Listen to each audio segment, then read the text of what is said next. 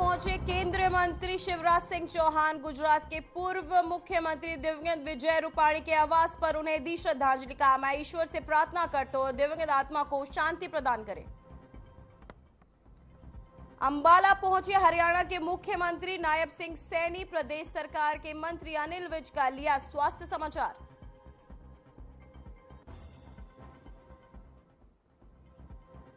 Air India के खिलाफ DGCA का एक्शन। क्रू शेड्यूलिंग में लापरवाही पर 3 अफसरों को हटाने का दिया आदेश।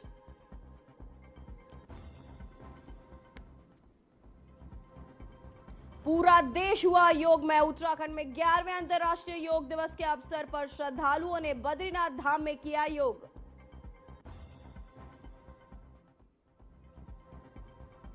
देश में कई राज्यों में मौसम हुआ सुहाना। राष्ट्रीय राजधानी दिल्ली से लेकर यूपी के कई हिस्सों में बारिश। मौसम विभाग ने किया अलर्ट जारी।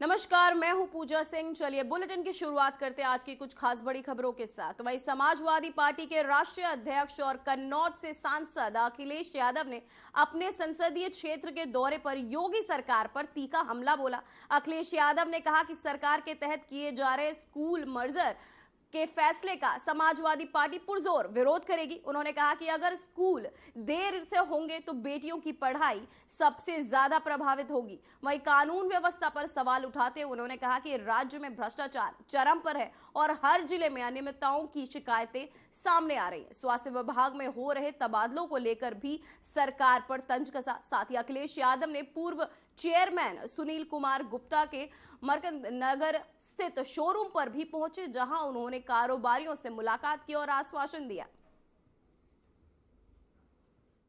देश के तो घोषित किए नहीं इन्होंने। कम से कम जिले जिले के जो टॉप 10 माफिया हैं, अपराधी हैं, मान लीजिए टॉप 10 कन्नौज के अपराधी कौन है, कानपुर के टॉप 10 कौन है, प्रयागराज के टॉप 10 कौन है, फतेहपुर के टॉप 10 कौन है। कौशाम्बी का चलो ना दिखाओ, बताओ, क्योंकि कौशाम्बी वाले ने तो केस वापस ले लिया, सरकार ने केस वापस ले लिए।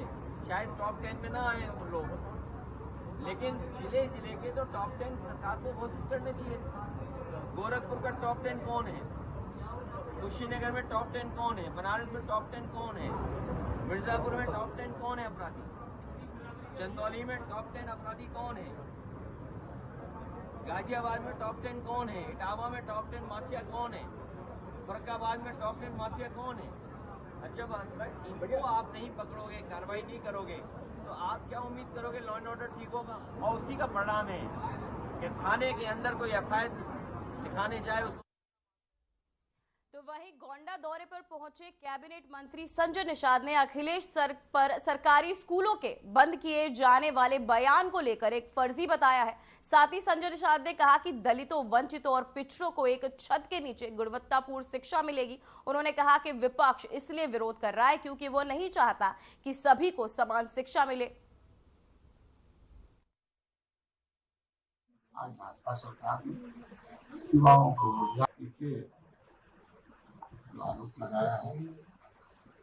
उनकी सरकार में जब सपा की सरकार थी, न रोजगार का साधन दिया और न तो पारदर्शी भर्ती की।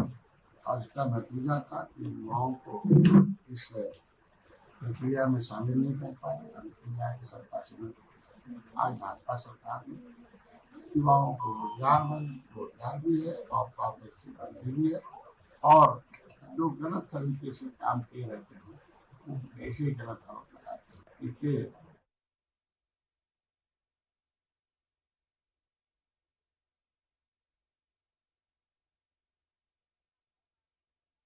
कैबिनेट मंत्री डॉक्टर संजय सिंह, जिसमें जहां आपको बता दें कि गोंडा पहुंचे, जहां कई मुद्दों को लेकर सवाल जवाब किए गए। गरीबों की शिक्षा से वंचित रहा गया। अखिलेश के बयान के बाद ये उन्होंने कहा।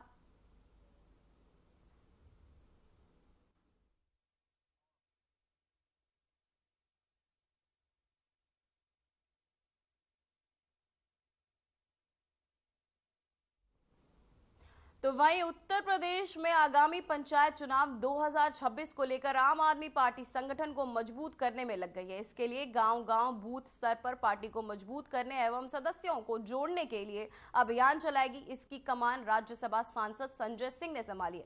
इस बीच संजय सिंह शुक्रवार को वाराणसी पहुंचे। इस दौरान उन्होंने सीएम योगी, पीएम मोदी और दिल्ली की सरकार रेखा गुप्ता पर जुबानी हमला भी बोला है।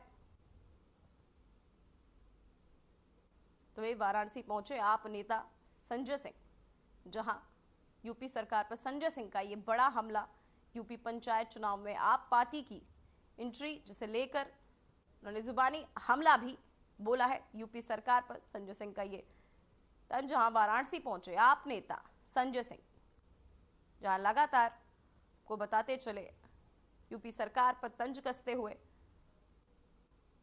यूपी सरकार पर संजय सिंह का ये बड़ा हमला। जहां आपको बता दें वाराणसी पहुंच संजय सिंह ने यूपी सरकार पर तंज कसा। साथ ही आपको बता दें कि यूपी पंचायत चुनाव में अब आपकी एंट्री हो चुकी है। वाराणसी पहुंचे आप नेता संजय सिंह, जहां आपको बता दें वाराणसी पहुंच उन्होंने यूपी सरकार पर कसा तंज। खबर गोंडा से है, जहां कोडर में के बजाय मेडिकल कॉलेज में योग दिवस मनाया गया। कैबिनेट मंत्री दारा सिंह ने कार्यक्रम का शुभारंभ किया। वहीं मौके पर नोडल कंचन वर्मा, डीएम और एसडीओ भी मौजूद रहे। सभी ने एक छत के नीचे योगाभ्यास किया। 11वें अंतर्राष्ट्रीय योग दिवस पर जगह जगह कार्यक्रमों का आयोजन भी किया गया। तो मेडिकल कॉलेज में योग दिवस मनाया गया, जहां कैबिनेट मंत्री ने किया कार्यक्रम का शुभारंभ। वहां पहुंच सभी के साथ मिलकर उन्होंने किया योगाभ्यास। 11वें अंतर्राष्ट्रीय योग दिवस के उपलक्ष्य में किया गया योगा। मेडिकल कॉलेज के अंदर किया गया योगा। साथ ही आपको बताते चले 11वें अंतर्राष्ट्रीय योग दिवस पर यह कार्यक्रम का आयोजन किया गया था, जहां मेडिकल कॉलेज में इस कार्यक्रम का आयोजन किया गया, जहां पहुंच सभी ने किया, कैबिनेट मंत्री सभी ने किया। अब ब्रेक हो चुका है, ब्रेक का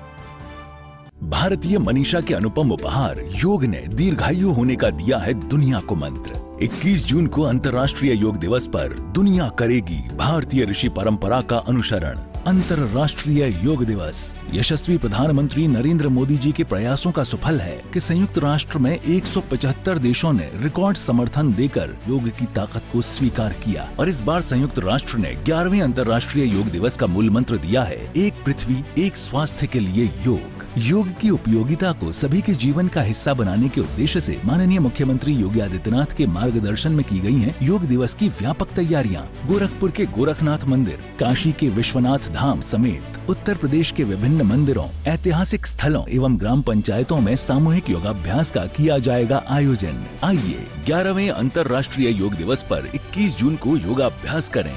योग स्वयं के लिए, योग समाज के लिए, योग एक पृथ्वी एक स्वास्थ्य के लिए।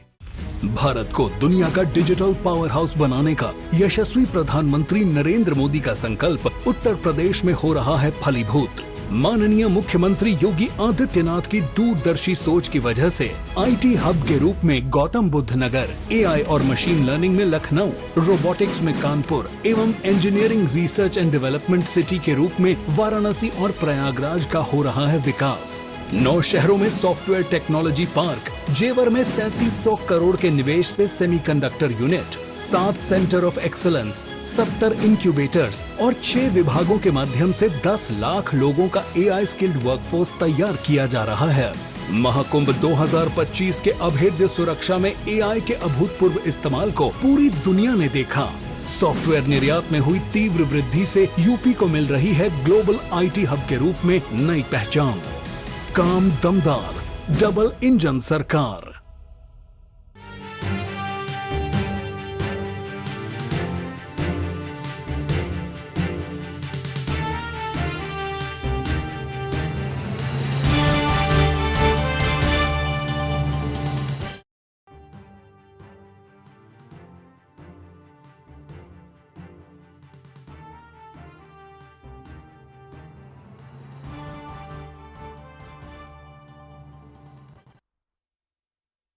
तो वहीं बहराइच में अंतर्राष्ट्रीय योग दिवस के अवसर पर जिले भर में 100 से अधिक स्थानों पर योगाभ्यास कार्यक्रम का आयोजन किया गया। शहर में इंदिरा स्टेडियम में शनिवार सुबह 7 बजे मुख्य कार्यक्रम का आयोजन हुआ।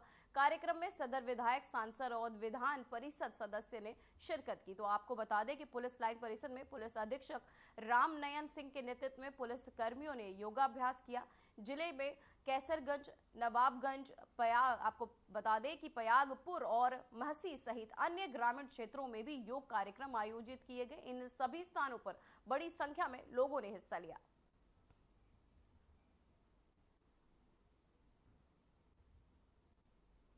तो भाई आपको बताते चले, विधायक संघ सभी ने मिल किया योगाभ्यास। बहराइच में 100 से ज्यादा जगहों पर किया गया योगाभ्यास। इंदिरा स्टेडियम में सांसद, विधायक समेत हजारों लोगों ने किया योगा। आपको बता दें बड़ी संख्या में लोग मौजूद रहे, सभी ने बढ़ चढ़कर हिस्सा लिया, साथ ही मिलजुल कर किया योगाभ्यास।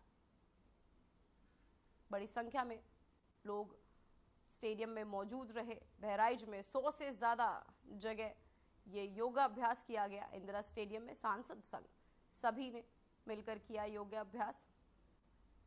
योगा के महत्व को दुनिया भर में बताने के लिए योगाभ्यास किया गया। इस साथ ही लोगों को इसे अपनी दिनचर्या में शामिल करने का भी सभी से आग्रह किया गया।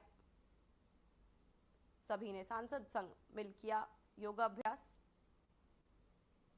बहराइच में 100 से ज्यादा जगहों पर ये योगाभ्यास किया गया है। इंदिरा स्टेडियम में सांसद संघ कई लोग मौजूद रहे और बड़ी संख्या में लोग पहुंचे।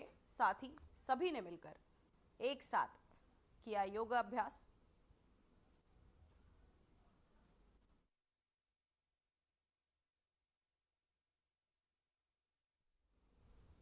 तो वही 11वें अंतर्राष्ट्रीय योग दिवस के अवसर पर गोरखपुर में महंत दिग्विजय नाथ स्मृति सभागार में एक भव्य योग कार्यक्रम का आयोजन किया गया, जहां कार्यक्रम में यूपी के मुख्यमंत्री योगी आदित्यनाथ शामिल हुए। इस मौके पर सीएम ने कहा कि शारीरिक रूप से स्वस्थ रहना बहुत जरूरी है, तभी व्यक्ति अपने सपनों को पूरा कर सकता है। योग सिर्फ व्यायाम नहीं बल्कि आत्मा की शक्ति को बढ़ाने का एक माध्यम भी है।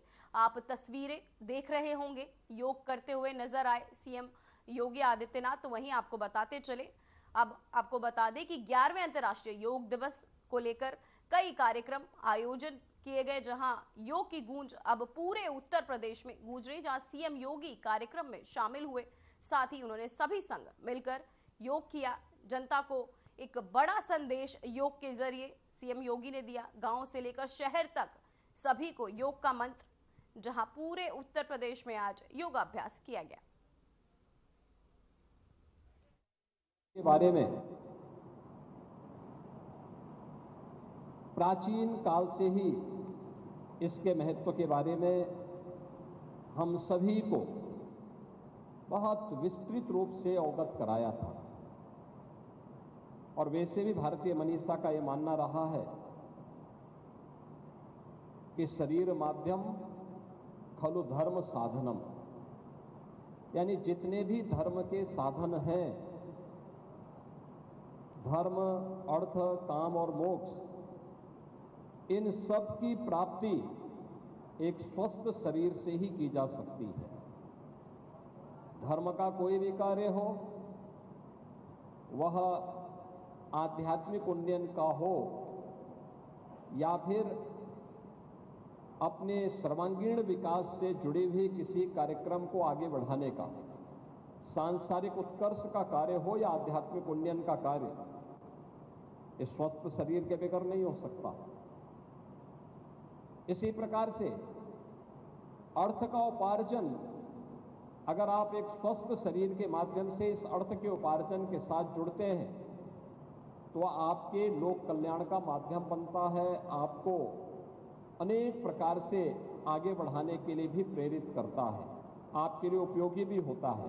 कामनाओं की पूर्ति भी आपकी तभी होती है जब आप स्वस्थ शरीर में हैं, एक स्वस्थ शरीर आपके पास है।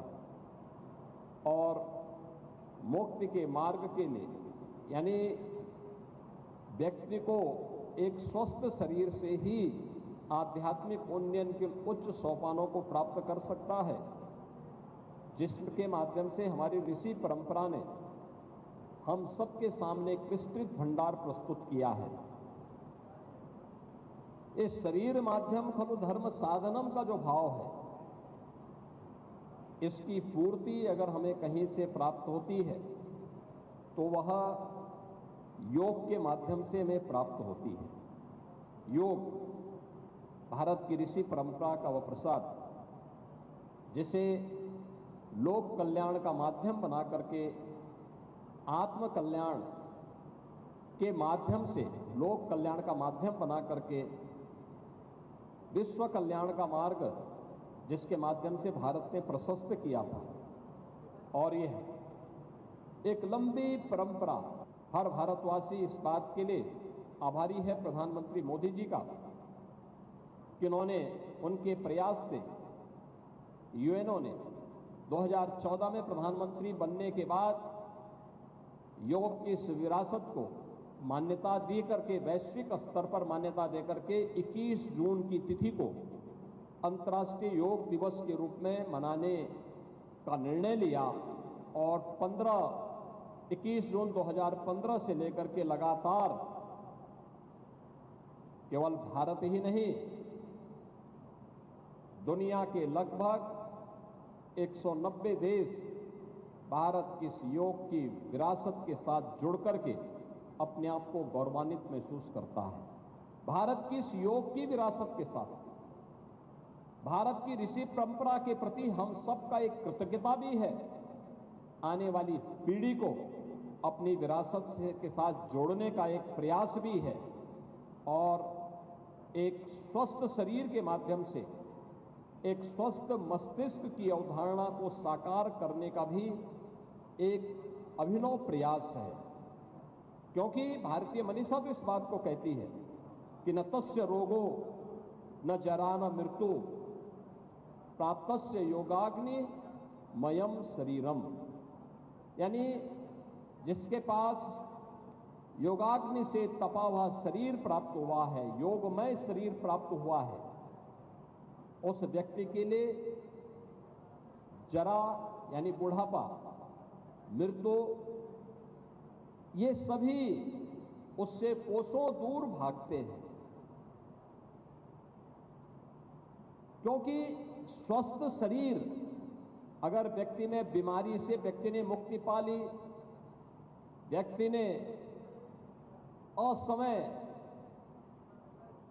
आने वाले बुढ़ापे को अपने आप से दूर कर लिया नियमित और संयमित दिनचर्या के माध्यम से। अब वक्त हो चुका है एक छोटे से ब्रेक का।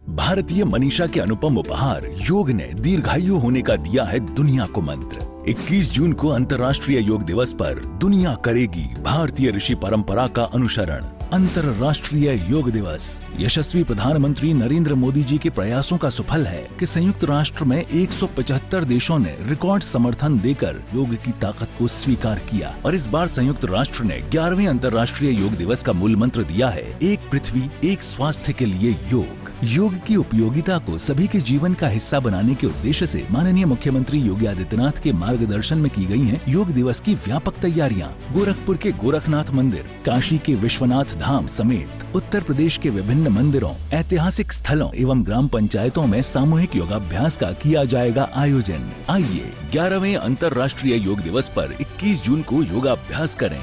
योग स्वयं के लिए, योग समाज के लिए, योग एक पृथ्वी एक स्वास्थ्य के लिए। भारत को दुनिया का डिजिटल पावर हाउस बनाने का यशस्वी प्रधानमंत्री नरेंद्र मोदी का संकल्प उत्तर प्रदेश में हो रहा है फलीभूत। माननीय मुख्यमंत्री योगी आदित्यनाथ की दूरदर्शी सोच की वजह से IT हब के रूप में गौतम बुद्ध नगर, AI और मशीन लर्निंग में लखनऊ, रोबोटिक्स में कानपुर एवं engineering research and development city के रूप में वाराणसी और प्रयागराज का हो रहा है विकास। 9 शहरों में सॉफ्टवेयर टेक्नोलॉजी पार्क, जेवर में 3700 करोड़ के निवेश से semiconductor unit, 7 centre of excellence, 70 incubators और 6 विभागों के माध्यम से 10 लाख लोगों का AI स्किल्ड वर्कफोर्स तैयार किया जा रहा है। महाकुंभ 2025 के अभेद्य सुरक्षा में AI के अभूतपूर्व इस्तेमाल को पूरी दुनिया ने देखा। सॉफ्टवेयर निर्यात में हुई तीव्र वृद्धि से यूपी को मिल रही है ग्लोबल IT हब के रूप में नई पहचान। काम दमदार, डबल इंजन सरकार।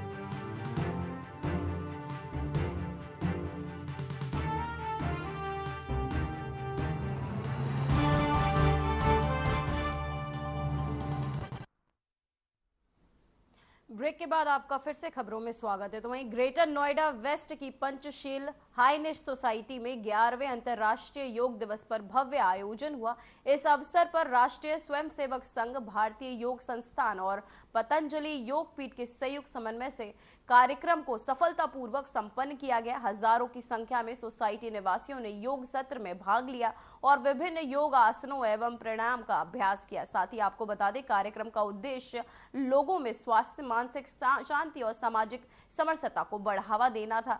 साथ ही योग प्रशिक्षकों ने प्रतिभागियों को योग के महत्व और नियमित अभ्यास से होने वाले लाभों के बारे में भी बताया। साथ ही योग को जीवन शैली में शामिल करने की प्रेरणा भी दी गई।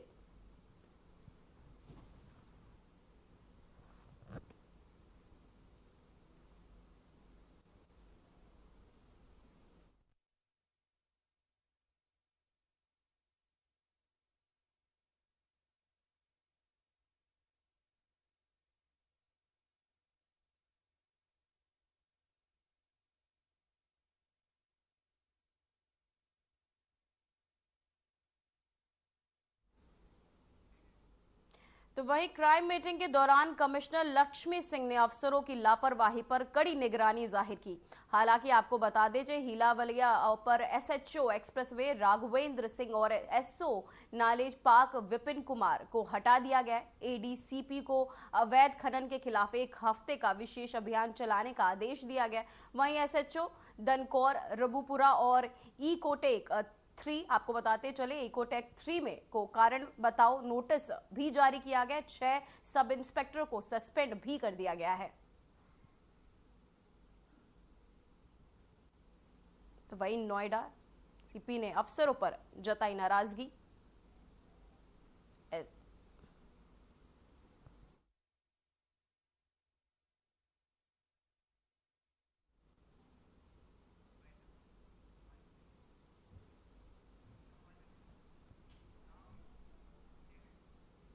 फिलहाल खबरों में बस इतना ही। मुझे दीजिए इजाजत। नमस्कार।